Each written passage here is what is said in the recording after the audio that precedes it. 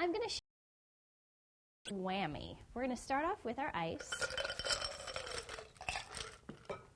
And then we're going to add in 1 ounce of light rum, just like so. 1 ounce of spiced rum, and 1 ounce of 151 proof rum. So those are our 3 rums, and that's what's going to give this drink its kick. And I think that's why it's called the Whammie.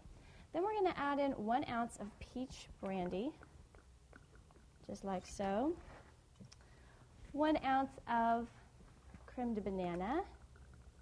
So now we're starting to take this in a fruity direction. 1 ounce of creme de cassis.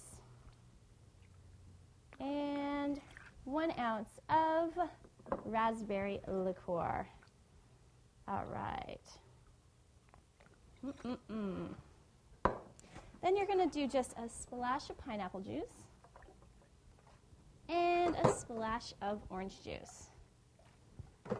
Go ahead and pour grenadine right on the top of this. And then we're going to stir it up